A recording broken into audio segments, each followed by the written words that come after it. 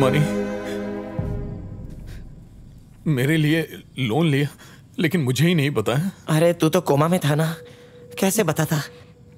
लेकिन ये बात झूठ है कि तो उसका भाई है इसलिए मैंने ये सब किया। ये मैंने दोस्ती के लिए किया। और मत पगले, मुझे एक जॉब दिला दे यार। तू फिक्र क्यों करता है? कहीं ना कहीं तो चिपका ही दूंगा।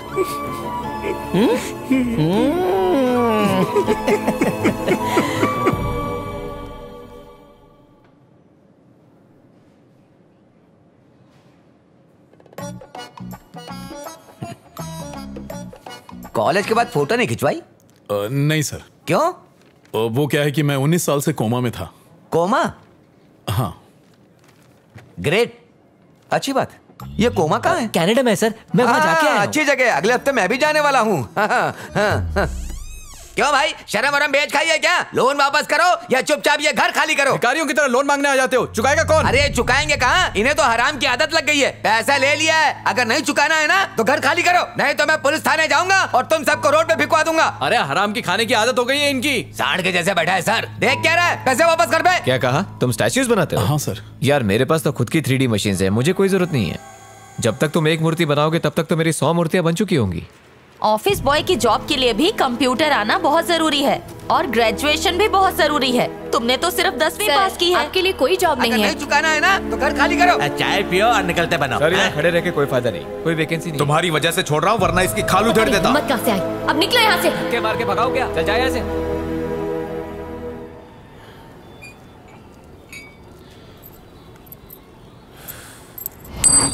ये 4 रुपए ले और बाकी पैसे वापस कर। हाँ?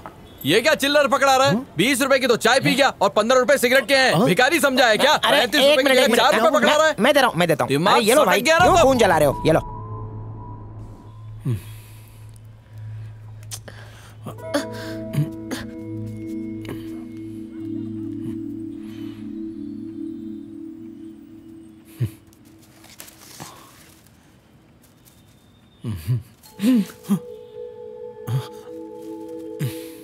चलो मिलके पतंग उड़ाते हैं।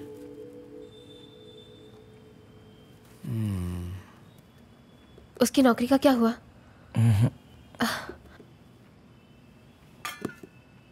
भैया खाना तैयार है, खा लो।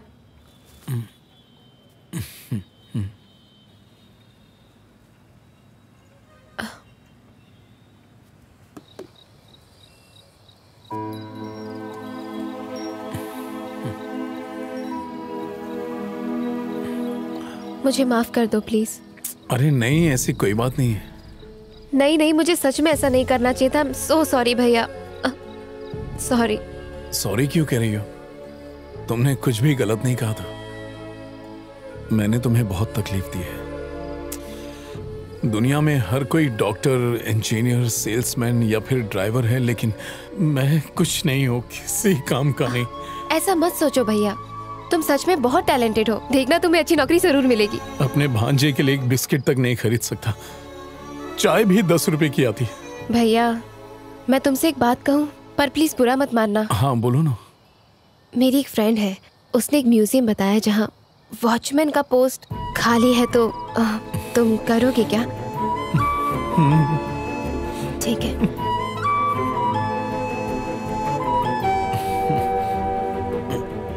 आईने में क्या देख रहा है? कुछ नहीं सर, इसे पहनकर स्कूल यूनिफॉर्म की याद आ गई। हाँ ठीक है, चल चुपचाप अपने ग्लव्स पहन और ड्यूटी पे लग जा। टिकटॉक क्या आ गया, सब खुद को हीरो समझने लग गए। अब जो मैं तुम्हारे साथ करूंगा वो तुम्हें बिल्कुल अच्छा नहीं लगेगा, पर ये मेरा फर्ज है, because I am watchman.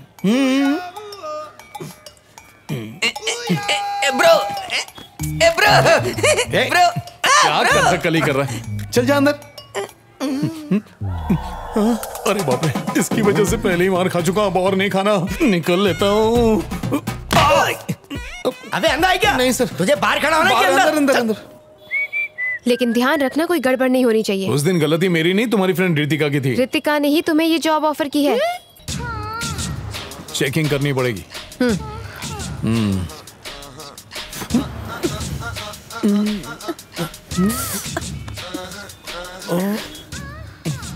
Check कर लिया? हाँ? अभी कहाँ, अभी तो नीचे ही चेक किया, ऊपर बाकी है। नहीं, ज्यादा टाइम नहीं लगेगा। तुम्हें चेकिंग सिर्फ मर्दों की करनी है, चलो जाओ। खुद तो कंफ्यूज है और मुझे भी कंफ्यूज कर रहे हैं। अब एक मिनट। क्या है? फिर से चेक करना है मुझे? नहीं, वो बात नहीं है। दरअसल म्यूजियम में पेंटिंग्स लाखों करोड़ों में बिकती हैं। मैंने स्कूल में बहुत सारी ड्राइंग्स बनाई थी, इन्हें देखकर इनके दाम बताइए ना। इसके 20 रुपए मिलेंगे। 2 वड़ा पाव। इसके 20। 2 समोसा पाव। इसके 10। एक चाय। टोटल हो गए 50 रुपए। आर्टिस्टिक सेंस के बारे में सुना है कभी? देखो उस दीवार पर, पूरे 50 लाख की है। इससे भी आर्ट कहते हैं। हाँ सुनिए, उस दिन का गुस्सा आप मेरी पेंटिंग पर निकाल रही हैं क्या? ऐसा नहीं है, देखो सुनो। एक्चुअली उस दिन मैं तुम पर गुस्सा थी, लेकिन बाद में सुरभि ने तुम्हारे बारे में सब बताया। मैं दावे से कह सकती हूँ मेरा भाई ऐसा नहीं है। Thank you and sorry. तो इसलिए मैंने तुम्हारी मदद करने की सोची। तुम अच्छे इंसान हो, इसलिए तुमसे मिलने आई। पर तुम बच्चों वाली पेंटिंग्स दिखाकर बेचने को कहोगे तो दुनिया जोकर कहेगी। वो तो हर कोई कहता है। मेरी वजह से सुरभि को घर गिरवी रखना पड़ा। अब उसे छुड़ाने के लिए मुझे कुछ न कुछ तो करना पड़ेगा ना। ओह, पर वो ड्राइंग्स वाकई बहुत बकवास थी। हाँ ठीक है। ए, रुको, मुझे पहले से ही तुम पर शक था। चलो चलो हाथ ऊपर करो। मुझे चेकिंग मैंने कुछ नहीं किया, बिल्डिंग में चोरी हुई है, जाके देखो। क्या?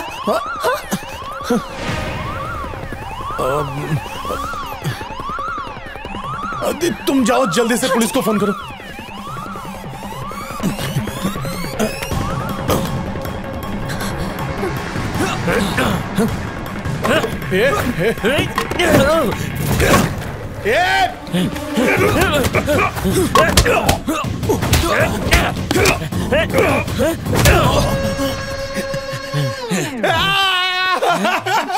तुम लोग बचोगे नहीं, पुलिस आ रही है कि नहीं? हाँ, आ रही है। Cool man.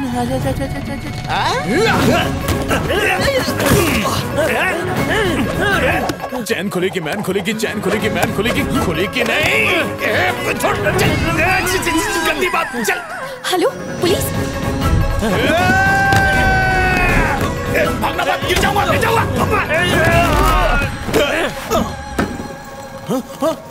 अबे ट्रेडमिल नहीं है, रुक।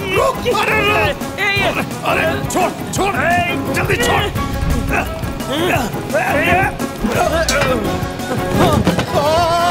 अरे ओए, जानते हो स्टैचू की कीमत कितनी है? 1 करोड़। गिरने मत देना। वो गिरी तो तुम गए। समझ गए ना?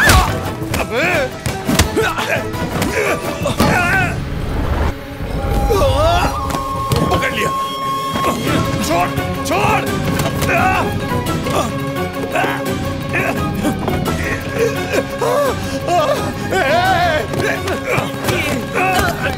कहाँ है वो? छोड़। पकड़ो, ले जाओ अपने गाँव। ले चलो लेके जाओ इनको। चल। चोर कहीं के, चल। बाल बच गए। ये जाती तो करोड़ों का नुकसान हो जाता। रॉयल फैमिली की अमानत है ये। इसके मालिकाना हक के लिए कई लोगों ने पिटीशन डाल रखी है। इसे देखोगे ना तो होश उड़ जाएंगे।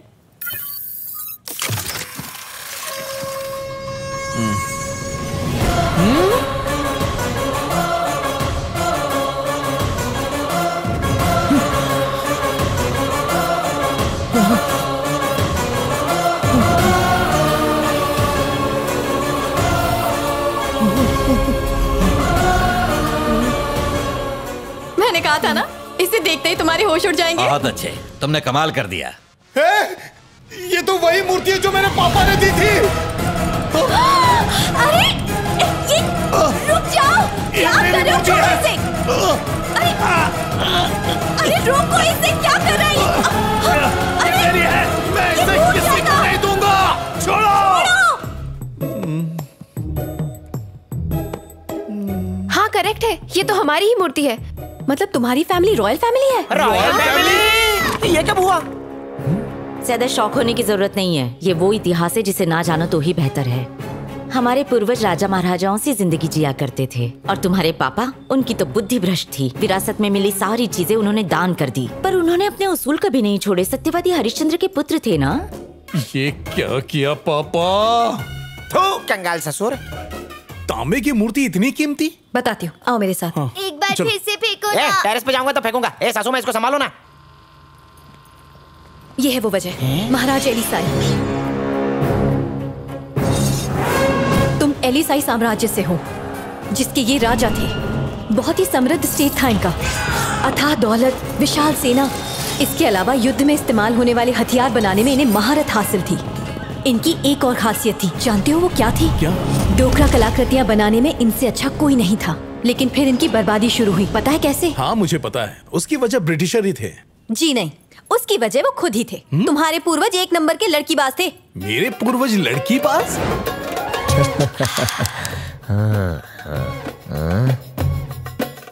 बोल प्यारी बोल, तुझे क्या चाहिए? मेरा दिल चाहिए। ये चाहिए। जो दिल करे ले लो। अरे देख क्या रही हो, आओ लूट लो। ये बताओ तुमसे वो स्टैचू कैसे खो गया? 20वीं शताब्दी का पहला दिन। तुम्हें अच्छी लगी? रख लो।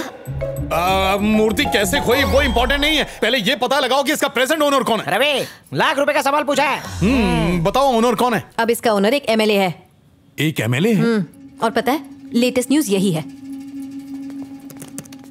सूत्रों से पता चला है कि ये कीमती मूर्ति राज परिवार के वंशज एमएलए धर्मराज की अमानत है। करप्शन चार्जेस में जेल जाने के बाद वो पिछले ही महीने जेल से रिहा हुए हैं।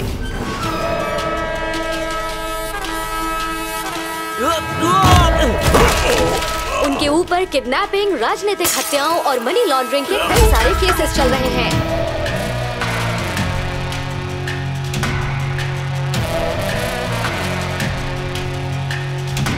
इनका असली नाम धर्मराज है। इन्हें पहले भी एक मर्डर केस में गिरफ्तार किया गया था।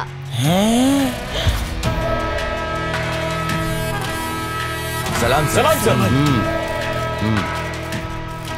अपुन के बहादुरी के किस्से सुन के पता चली गया होगा कि अपुन एक धांसू शूरवीर राज परिवार की फैमिली का है। उस अनमोल मूर्ति पर धर्मा का हक है, अब ये प्रूव करने का जरूरत नहीं है। मैं हैरान हूँ, 100 पागलों ने उस मूर्ति पे अपना हक जताया है। बेवकूफ उम्र भर अदालत से अपना सर फोड़ते रहेंगे पर विल गेट नथिंग। इस बात से अपुन को एक बात याद आ रहा है। बताओ क्या, खुद ही देख लो ना। गरीब खान मेरा बेटा है, मेरा चलता फिरता चेक है, उसे मेरे अकाउंट में डाल दो। देखा आपने, गरीब खान को अपना बेटा बता रही है, कोई खुद को चीफ मिनिस्टर की बेटी बताता है। आए दिन ऐसा कॉमेडी शोज होता ही रहता है। अपन का दिल अच्छी तरह जानता है, दावा करने वाले लोगों की धज्जियां उड़ा के रख देगी ये कोर्ट। मार्केट में 100 डुप्लीकेट घूमते हैं पर ओरिजिनल सिर्फ एक ही होता है, और वो है धर्मराज। इस महीने की 20 तारीख याद रखना। उस मूर्ति को गवर्नमेंट के इंस्पेक्शन के लिए भेज दूंगा। एक बार सरकारी ठप्पा लग जाए उसके बाद ये मूर्ति मैं सरकार को ले जाके दान में दे दूंगा।